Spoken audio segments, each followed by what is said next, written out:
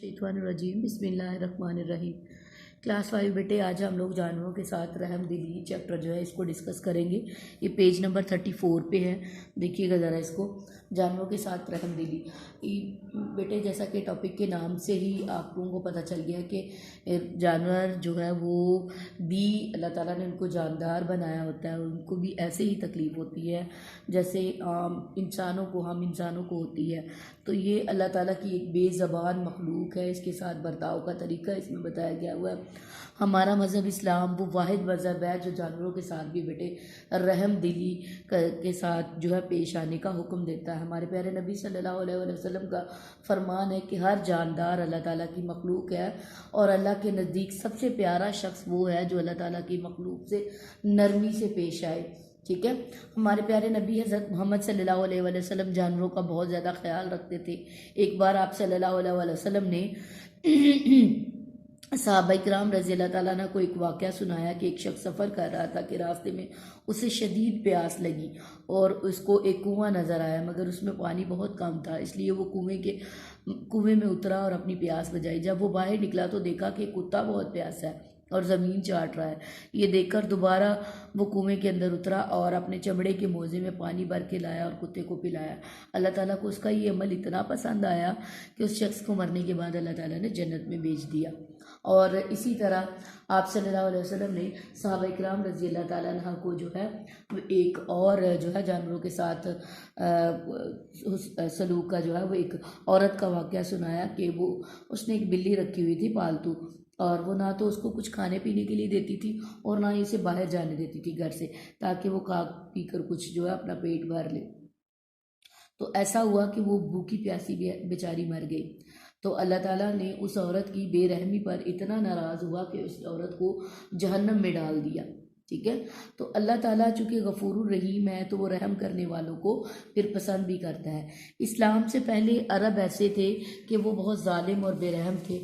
وہ جانوروں پہ دیر تک سواری کرتے تھے، ان کو پراپر خوراک نہیں دیتے تھے، زندہ جانوروں کے جسم سے گوشت کاٹ لیتے تھے اپنے کھانے کے لیے، ان کے بال اتار دیتے تھے اور انہیں اپنے استعمال کی چیزیں بناتے تھے، نشانہ بازی کے لیے یہ انہیں نشانہ بناتے تھے، ان پر اس طرح دیر تک سواری کرتے تھے کہ انہیں تکلیف ہوتی تھی، ان کے چہروں پر اور ان کی جسم کے حصوں پر جو ہے مہر لگاتے تھے، نشان لگاتے تھے اپنی شناخت کے لیے۔ تو اللہ کے نبی نے یہ سب چیزیں جو ہے ناپسند فرمائی ہے، کیونکہ اس سے جانوروں کو بھی جو ہے وہ تکلیف ہوتی ہے، کیونکہ وہ بھی جاندار ہے۔ تو ظاہر ہے اگر جس طرح زندہ انسان کے جسم کا کوئی حصہ جو ہے وہ داغا جائے یا اس کو کسی قسم کی جو ہے کاٹا جائے تو اس کو تکلیف ہوتی ہے، اسی طرح جانوروں کو بھی تکلیف ہوتی ہے۔ تو اللہ کے نبی نے فرمایا ہے کہ ان کے ساتھ کیا کرو، اس نے سلوک کرو، اور جو تم نے پالتو جانور رکھے ہوں ان کے خوراک کا خیال رکھو، ان پر جب سواری کرو تو اچھی حالت میں کرو اور ضرورت سے زیادہ جو ہے وہ ان پر بوجھ نہ لا دو، کیونکہ ان کو بھی جو ہے وہ کیا ہوتی ہے، تکلیف ہوتی ہے۔ یہاں تک کہ اللہ کی راہ میں اگر آپ نے جانور قربان کرنا ہے تو اس وقت بھی یہ حکم ہے کہ چھری تیز استعمال کرو اور ایک جانور کو دوسرے کے سامنے ذبح مت کرو، کیونکہ اس سے کیا ہوتی ہے، جانور کو تکلیف ہوتی ہے، تکلیف زیادہ ہوتی ہے۔ تو بچوں ایسا ہے کہ نبی کریم ایک بار آپ صلی اللہ علیہ وسلم نے ایک اونٹ دیکھا جو اس قدر کمزور تھا کہ اس کا پیٹ کمر سے لگا ہوا تھا۔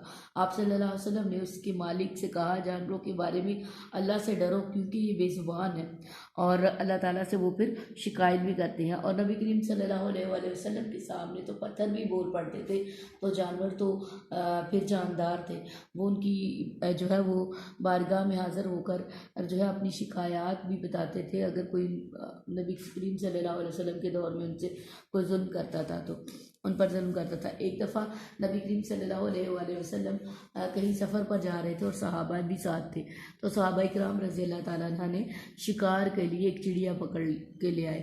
تو چڑیا نے نبی کریم صلی اللہ علیہ وسلم کی بارگاہ میں عرض کی کہ یا رسول اللہ، ان سے کہیں کہ مجھے جو ہے وہ جانے دے، میرے بچے چھوٹے ہیں اور میں ان کو دودھ جو ہے وہ پلا کر واپس آ جاؤں گی۔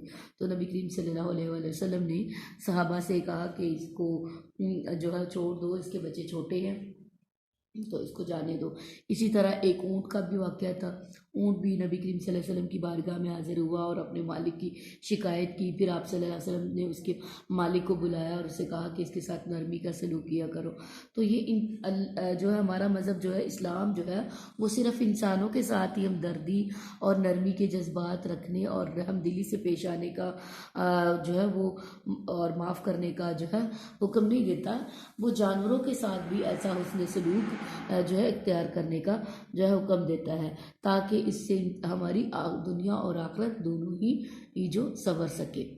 ہاں جی، امید ہے کہ آپ لوگوں کو چیپٹر سمجھ آ گیا ہوگا. اس کے کوشچن آنسرز آپ لوگوں کے پاس لکھے ہوئے ہیں، آپ لوگوں نے ان کو اٹیمپٹ کرنا ہے کاپیز پہ اور لرن بھی کرنا ہے. وما علینا الا البلاغ.